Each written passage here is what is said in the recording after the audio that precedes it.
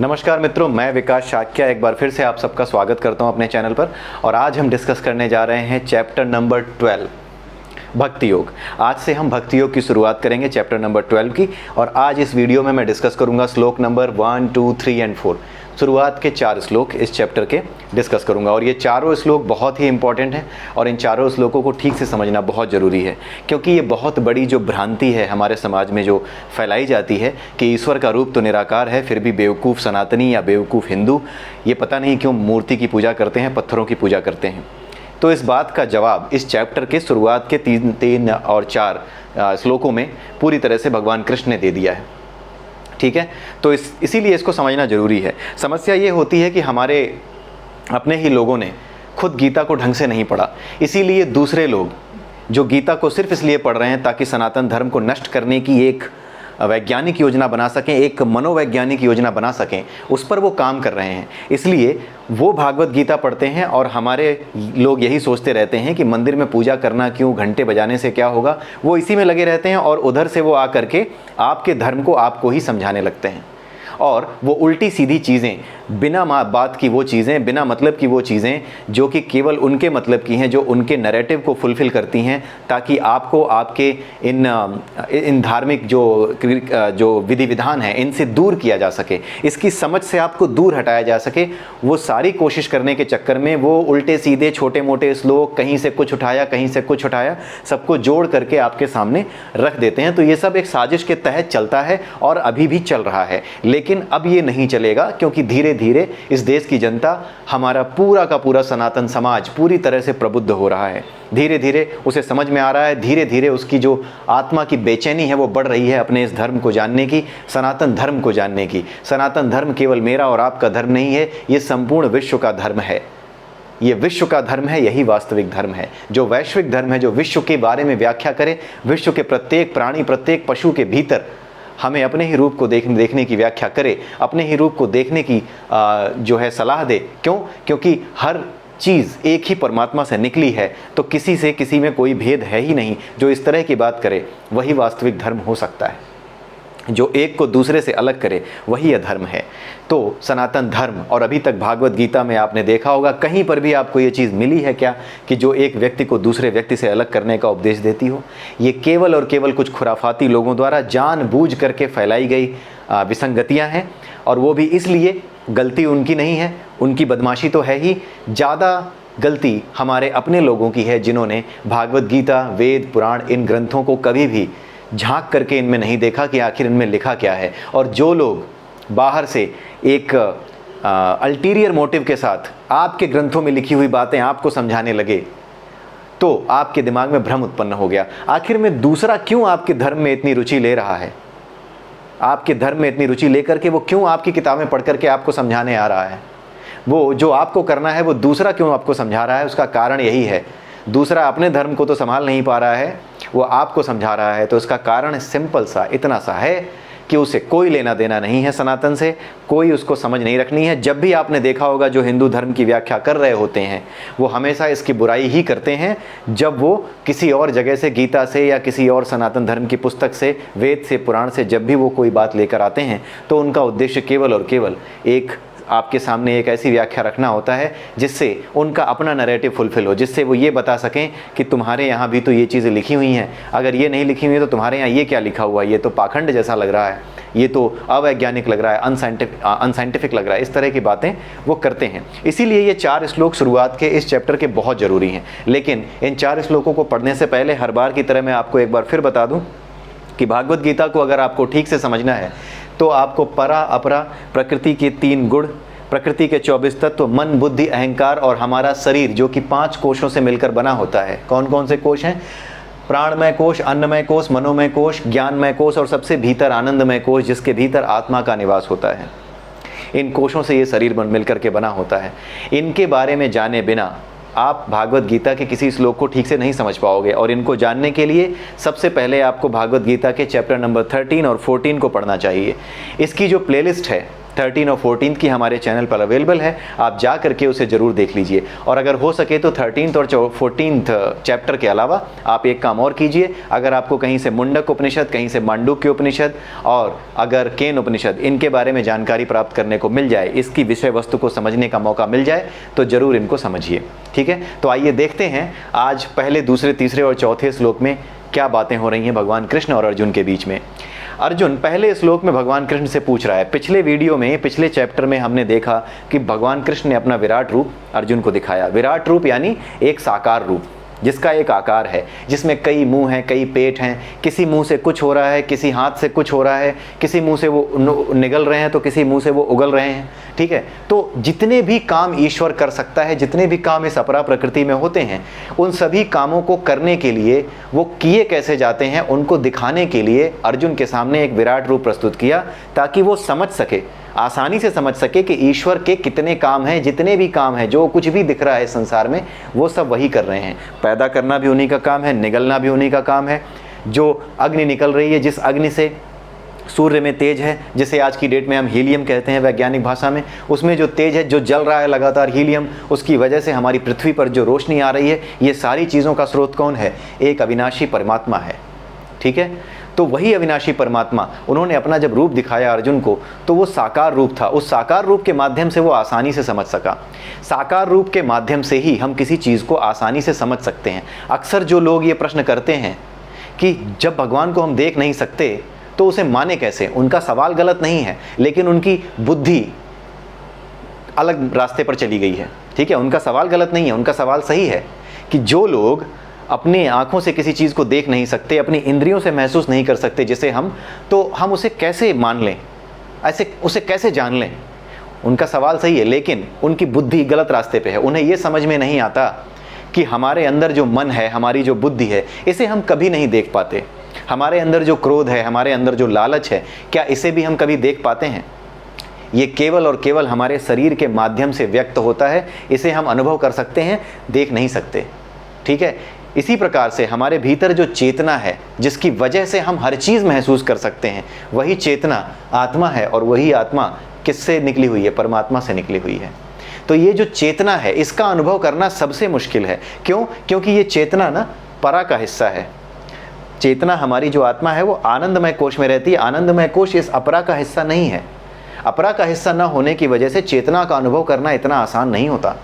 लेकिन बाकी जो चीज़ें हैं, गुस्सा है, मन है, हमारा मन किसी को मारने का कर रहा है, मेरा मन कुछ अच्छा खाने को कर रहा है, ये सारी चीज़ें अपरा में स्थित हैं, जिसमें हमारा शरीर बना हुआ है। और इस अपरा में जितनी भी चीज़ें हैं, ऊपर के जितने भी कोश हैं, ये अपरा का हिस्सा हैं।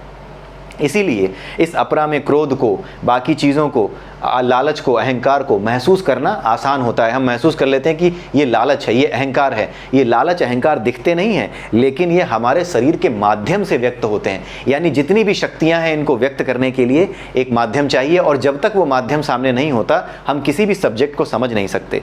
आप सोच करके देखिए कि हम एटम की परिकल्पना करते हैं। ठीक है, कि एक एटम होता है। रदरफोर्ड ने जब अपना एक्सपेरिमेंट किया एटम को लेकर के, तो उसने परिकल्पना की कि कुछ ऐसा रहा होगा कि बीच में एक मजबूत हिस्सा रहा होगा, जिससे टकरा करके इलेक्ट्रॉन, जिससे टकरा करके जो किरणें भेजी गई थी, उसने कुछ किरणें भेजी थी, वो किरणें वापस लौट करके आ गई। ठीक है, जो एक्सपेरिमेंट उसने किया था, जो उसने सोने की पन्नी पर उसने जो है किरणें डाली थी, विकिरणें डाली थी, वो विकिरणें कुछ ऐसी थी कि कुछ वापस लौट आई, कुछ क्या हो गई, आर पार निकल गई। ठीक है, तो उसने बताया कि ऐसा कुछ होगा कि बीच का हिस्सा खोखला होगा, ऊपर का हिस्सा कहीं कुछ ऐसा हिस्सा होगा जो कि सॉलिड होगा।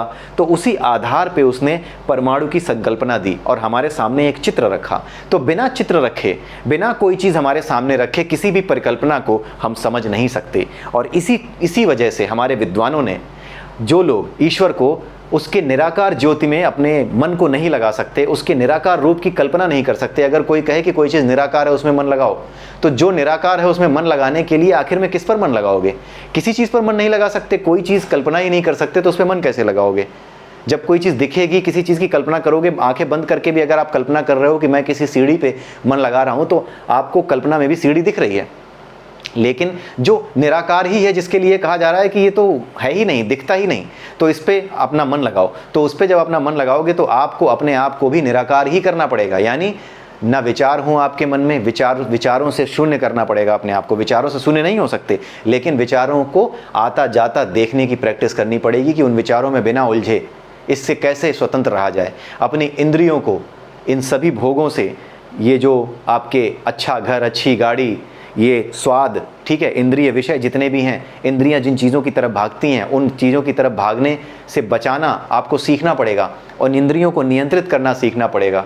उसके लिए प्रैक्टिस करनी होगी। तो ये चीज़ें जब प्रैक्टिस करनी होंगी तभी आप उस निराकार को, अपने आप को निराकार की तरह व्यक्त करके ही बना पाओगे। निराकार की तरह जब आप व्यक्त हो जाओगे, जब आप निराकार की तरह अपने मन को भी एकदम शुद्ध कर लोगे, विचार शून्य, विचारों में न उलझने वाला, केवल और केवल अपने मन को स्थिर जिसने कर लिया और जो अपने में ही स्थित हो गया, वो क्या हो गया? वो अपनी आत्मा में स्थित हो गया। ये निराकारियों, जो निराकार ब्रह्म की उपासना करते हैं, उनकी विधि है। इसको ज्ञान योग की विधि कहा जाता है। इस विधि से भी आप ईश्वर तक पहुंच सकते हो, लेकिन समस्या ये है कि इस विधि से ईश्वर तक पहुंचना मुश्किल होता है, कठिन काम होता है। कारण ये है कि जिस चीज़ की कल्पना आप नहीं कर सकते उस पर आप ध्यान नहीं लगा सकते और बार बार आपके नीचे गिर जाने का या आपके ध्यान के आराम से भटक जाने का बड़ा खतरा होता है। इसी वजह से आपका मन, आपकी इंद्रियां आपको परेशान न करें, इसीलिए ऐसे लोग एकांत में चले जाते हैं ताकि इंद्रियों को एकाग्र करने में, इंद्रियों का निग्रह करने में आसानी हो। ठीक है, इंद्रियों का निग्रह करने का अर्थ ये नहीं होता कि आप जो है खाना छोड़ दें। इंद्रियों के निग्रह करने का अर्थ ये होता है कि आप स्वाद की कल्पना छोड़ दें, आप स्वाद के पीछे भागना छोड़ दें। खाना छोड़ना संन्यास नहीं है, स्वाद छोड़ना संन्यास है। ठीक है, अपनी पत्नी के साथ रहना, ये संन्यास जो है, मतलब उनको छोड़ देना, अपनी पत्नी के साथ रहना, रहते हुए भी अपनी इंद्रियों को इतना वश में रखना कि जितनी आवश्यकता हो उतना ही आप जो है अपनी पत्नी, आप पति पत्नी जो है एक दूसरे को जो है भोग करें। ये चीज़ संन्यास है। लेकिन पत्नी से दूर रहकर भी पत्नी का ख्याल आए, इसलिए आए कि हाँ, उससे जुड़े हुए जो हमारे इंद्रिय विषय हैं वो पूरे नहीं हो पा रहे। तो ये संन्यास नहीं है, ये ढोंग है। और ये सब बहुत होता है उनके साथ जो कि अपने आप को ज्ञान योग के माध्यम से या फिर निराकार ब्रह्म में अपने आप को लीन करने के लिए जो योग के माध्यम से या मेडिटेशन के माध्यम से निराकार में ध्यान लगाना चाहते हैं, उनके साथ ये समस्याएं आती हैं। ऐसा नहीं है कि वो पा नहीं सकते, वो सफल नहीं होते, वो भी सफल होते हैं। वो परम ज्ञानी, ब्रह्म ज्ञानी होकर के सफल होते हैं। ठीक है, लेकिन ये थोड़ा दुष्कर मार्ग है, ये कठिन मार्ग है। ठीक है, ये मुश्किल वाला मार्ग है। तो ये दो मार्ग जो होते हैं, निर्विशेषवादी और एक जो मूर्ति की पूजा करते हैं। मूर्ति की पूजा क्यों करवाई जाती है? क्यों? जैसे भगवान कृष्ण ने अर्जुन को अपना साकार रूप दिखाया, विराट रूप दिखाया, तो उसको समझ में आ गया कि एक हाथ से ये खा रहे हैं, एक से निगल रहे हैं, एक से चारों तरफ आग लगा रहे हैं, एक से जो है कुछ कर रहे हैं, एक से कुछ कर रहे हैं, एक से नए नए जीवों को बना रहे हैं, दूसरे से उन्हीं जीवों को नष्ट करते जा रहे हैं। तो ईश्वर क्या क्या करता है वो एक साकार रूप के माध्यम से उन्हें दिखने लगा अर्जुन को। ठीक है, तो इसीलिए ईश्वर कैसे कैसे किस प्रकार से काम करता है, उसके साकार रूप को देख करके जब अर्जुन समझ गया, तो ठीक उसी प्रकार से ईश्वर को समझने के लिए, किसी भी चीज़ को समझने के लिए निराकार के बजाय साकार उन लोगों के लिए बड़ा आसान होता है जो निश्चल भाव से अपने ईश्वर की सेवा करना चाहते हैं, ईश्वर तक पहुंचना चाहते हैं और उन पर पर्याप्त ज्ञान प्राप्त करने का उन्हें अवसर नहीं मिलता। उनके पास काम इतने हैं, दिन भर उनके पास उलझने हैं, वो कहीं सरकारी काम कर रहे हैं, तो कहीं राजा है, कोई राजा का मंत्री है, कोई सैनिक है जिसको युद्ध में जाना पड़ता है बार बार, कोई ऐसा है जिसको कि योजनाएं बनानी पड़ती हैं, तो उसके पास ईश्वर को ध्यान लगाने का, उस निराकार ब्रह्म ज्योति में ध्यान लगाने का अवसर कहाँ है? जब अवसर नहीं है तो क्या ये आदमी ईश्वर को प्राप्त करने का अधिकारी नहीं है? ऐसा तो नहीं है, उन्हें तो हर कोई प्राप्त कर सकता है। इसीलिए जो लोग निराकार ब्रह्म ज्योति में अपने आप को लीन नहीं कर सकते, उस पर ध्यान नहीं लगा सकते, उनके लिए ही ये साकार रूपों की कल्पना की गई है और उनके लिए ही तरह तरह के ईश्वर के तरह तरह के रूप, जैसे भगवान का ही एक अंश कौन है? महादेव हैं। भगवान का ही एक अंश कौन है? ब्रह्मा जी हैं। भगवान का ही एक अंश कौन है? विष्णु जी हैं। ये सारे देवी देवता उन्हीं का अंश हैं। इसीलिए इनकी मूर्तियाँ, इनके जो आकार हैं, इनको बना करके आपके मंदिरों में रख दिया जाता है, ताकि इन मूर्तियों के माध्यम से आप ये समझ सको कि इस मूर्ति के जो हाथ हैं, जो पैर हैं, इनका उद्देश्य क्या है। अगर 4 हाथ हैं तो क्या उद्देश्य है? अगर इनके सिर पे जटा है तो क्या उद्देश्य है? गंगा निकल रही है तो इसका अर्थ क्या है? इस पूरे के पूरे भगवान शिव के तत्व को समझने के लिए उनके बाहरी रूप की परिकल्पना की जाती है और उसकी मूर्ति बनाई जाती है। ठीक उसी तरीके से जैसे यूरेनियम के बारे में आपको पता है कि अगर यूरेनियम पे न्यूट्रॉन की बम्बार्डमेंट की जाए तो एटॉमिक विस्फोट हो जाएगा, परमाणु विस्फोट हो जाएगा, ठीक है। तो उसको बनाने के लिए जो उस तत्व को जानता है, परमाणविक तत्व को जो जानता है, जो यूरेनियम को जानता है, उस तत्व को जानते हुए वो उसी आकार का परमाणु बम बनाता है। परमाणु बम बनाने के लिए आकार अलग होगा, परमाणु बम का आकार अलग होगा, लेकिन जब आप एटॉमिक रिएक्टर बनाएंगे तो उसका आकार क्या होगा, अलग होगा, ठीक है। तो आकार के अनुसार आप उसके उपयोग को समझते हैं कि इतना बड़ा आकार क्यों है, अच्छा ये इसलिए ज़रूरत होगा, इसकी ज़रूरत इसलिए होगी, इसकी इसलिए होगी। अंत में जाते कहाँ हो आप, अंत में जाते हो आप यूरेनियम की तरफ, कि इतने बड़े रिएक्टर में केवल एक छोटा सा एलिमेंट काम कर रहा है और एक छोटा सा प्रिंसिपल काम कर रहा है, वो क्या है, न्यूक्लियर फिजन। तो एक ऐसा एटम जिसे आप देख नहीं सकते, यूरेनियम का एटम, उसकी क्रियाविधि को समझने के लिए, उसकी क्रियाविधि को काम में लेने के लिए आपको एक साकार रूप का निर्माण करना होता है, जिसे एटॉमिक रिएक्टर कहते हैं। यही कॉन्सेप्ट मूर्तियों का है, जो हमारे तत्व हैं अपरा में, जो कि भगवान के द्वारा तरह तरह के तत्व बनाए गए हैं। भगवान वो जो कि वास्तव में तो निराकार है, लेकिन वो साकार रूप में अपने आप को व्यक्त कर सकता है। जिस तरह से हम लोग हैं, ये ईश्वर का ही तो अंश है, हम सारे, हम भी तो साकार रूप में ही व्यक्त हैं।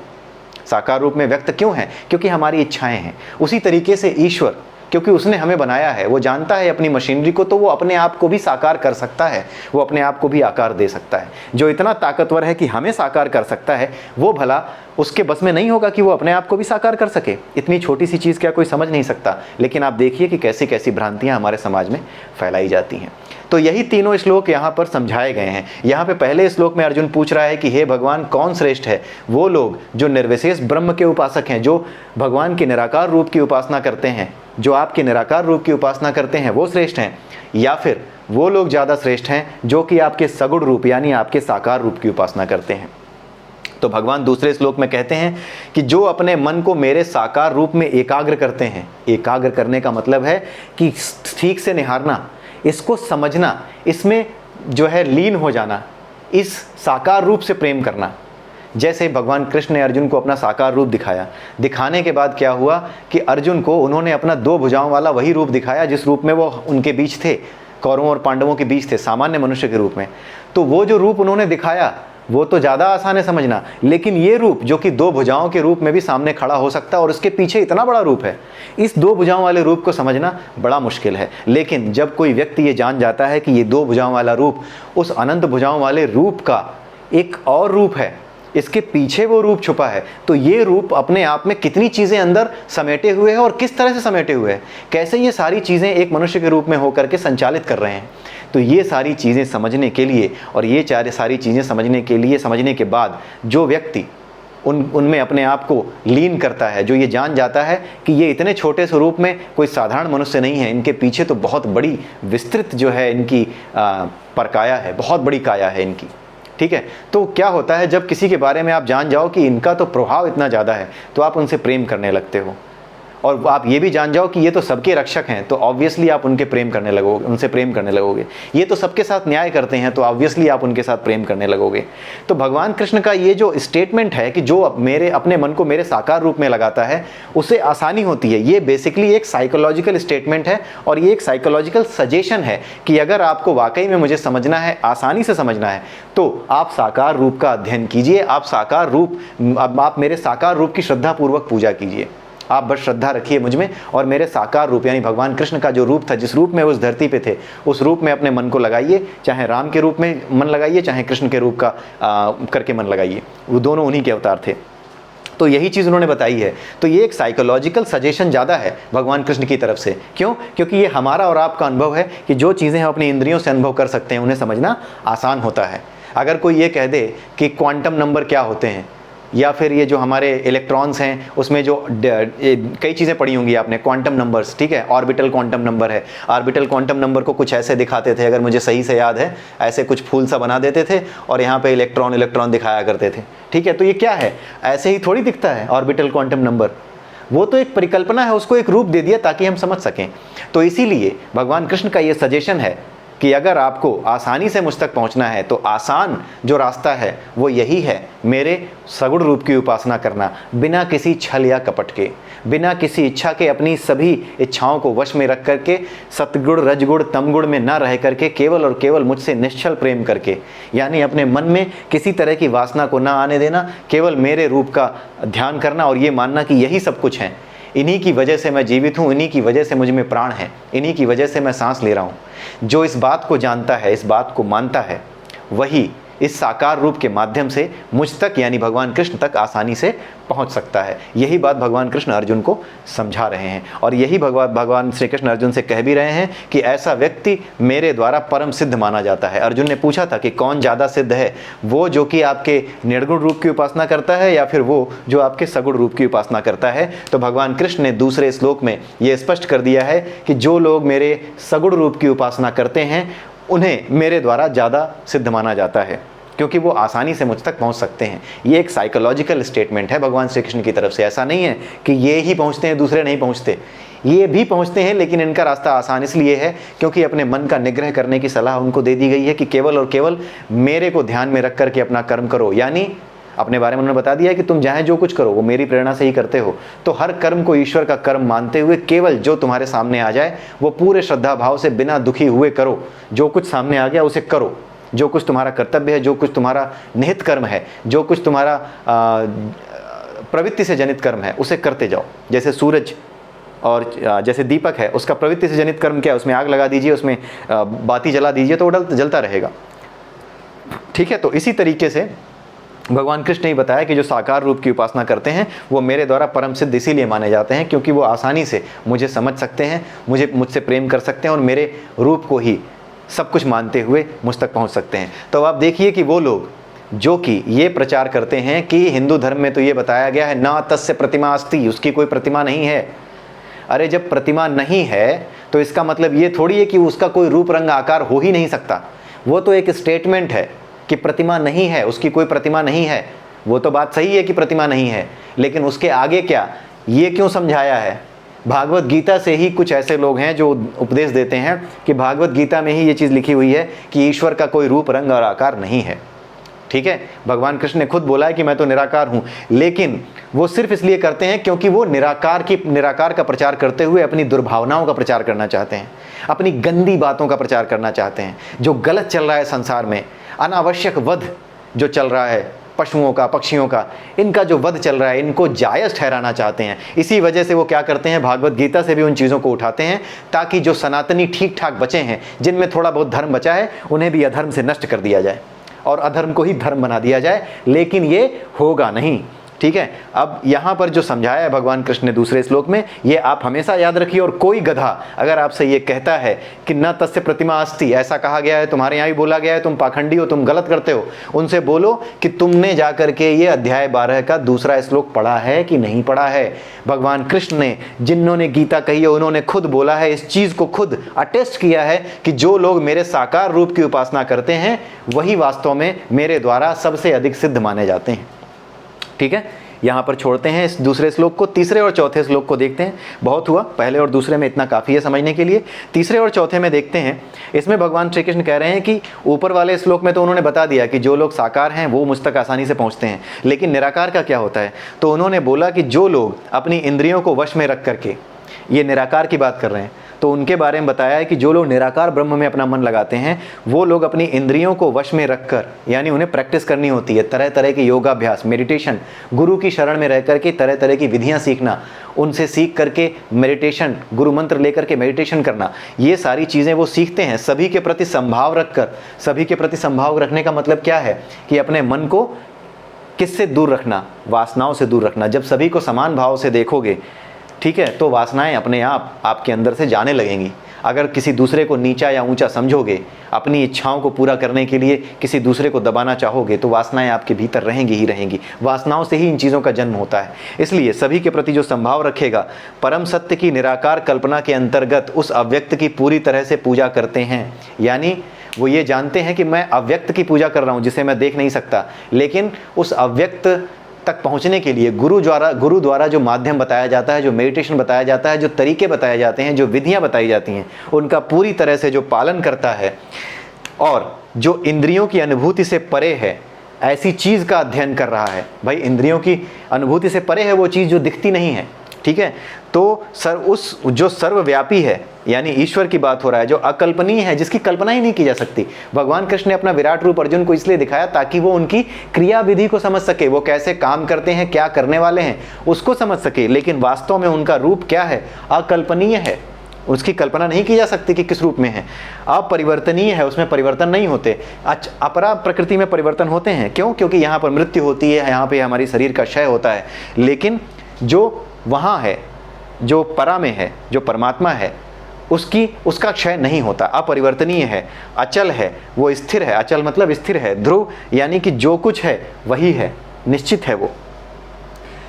तो जो व्यक्ति इस तरीके से सब कुछ जानते हुए, इन चीज़ों को जानते हुए, यानी वो निराकार है, ठीक है, इसको जानते हुए, कल्पना के परे है, ठीक है, इसको जानते हुए, और संपूर्ण सत्य है ये जानते हुए, अपरिवर्तनीय है जिसमें परिवर्तन नहीं होता ये जानते हुए, वो अचल है, स्थिर है बिल्कुल ये जानते हुए, निश्चित है ये जानते हुए, ऐसा व्यक्ति जो मेडिटेशन ध्यान करता है, जो ध्यान के माध्यम से निर्विशेष ब्रह्म में अपने ध्यान को लगा करके निरंतर उनकी सेवा करता है, उन्हीं में अपना ध्यान लगाता है लेकिन निराकार रूप में, तो वो व्यक्ति भी जब समस्त लोगों के कल्याण में लीन रहता है, यानी ऐसा व्यक्ति जब समस्त लोगों के कल्याण के भी काम करता है, जब भी वो काम करे, ध्यान तो लगा ही रहा है, लेकिन जब भी वो काम करे तो समस्त लोगों के कल्याण के लिए काम करे, उनके अच्छे के लिए काम करे, उनके भले के लिए काम करे। क्योंकि भले का काम वही कर सकता है जिसके मन में वासनाएं ना हो, जिसके मन में वासनाएं जिसके मन में वासनाएं होती हैं वो किसी के भले का काम कैसे कर सकता है? जिसके मन में वासना हो कि मुझे बड़ी गाड़ी चाहिए, बड़ा घर चाहिए, मुझे किसी से मतलब नहीं है,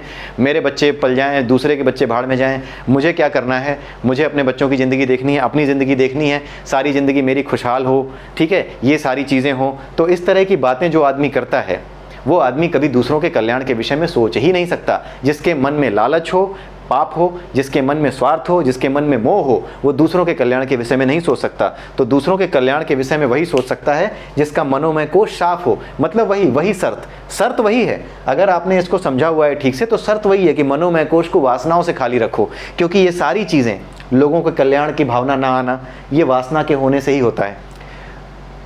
उसको अपरिवर्तनीय अचल ध्रुव ना मानना, यानी ईश्वर को ना मानना, ये तभी होता है जब आपके भीतर किसी तरह का मोह या किसी तरह का अज्ञान या किसी तरह का स्वार्थ हो, ठीक है। तो भगवान कृष्ण ये कह रहे हैं कि जो निर्विशेष ब्रह्म में, यानी कि निराकार ब्रह्म में भी अपना मन लगाते हैं, लेकिन जिस तरीके से यहाँ पर मैंने बताया है तीसरे और चौथे श्लोक में, यहाँ पर जिस तरीके से वो लोग मेरी पूजा करते हैं, अगर इस तरीके से वो मेरी पूजा करें, ठीक है, इस तरीके से वो मुझ में ध्यान लगाएं, मुझ निराकार ब्रह्म में ध्यान लगाएं, मेरे निराकार रूप में ध्यान लगाएं और इन शर्तों को पूरा करें, तो वो भी मुझ तक पहुंच सकते हैं, ठीक है। तो दोनों ही, जो साकार रूप की परिकल्पना करते हैं, जो साकार रूप की पूजा करते हैं, और जो निराकार रूप की पूजा करते हैं, दोनों ही भगवान तक पहुंचते हैं, ईश्वर तक पहुंचते हैं। ये दूसरे, तीसरे और चौथे श्लोक में भगवान कृष्ण ने साफ बता दिया है। और साथ में दूसरे श्लोक में ये भी बता दिया है उन सभी लोगों के लिए जो कि ये बता करके बड़े खुश हो रहे थे कि हिंदू तो कभी अपने धर्म ग्रंथ पढ़ता नहीं होगा, तो उसे पता क्या होगा, हम इसको बहका देते हैं कि तुम्हारे यहाँ भी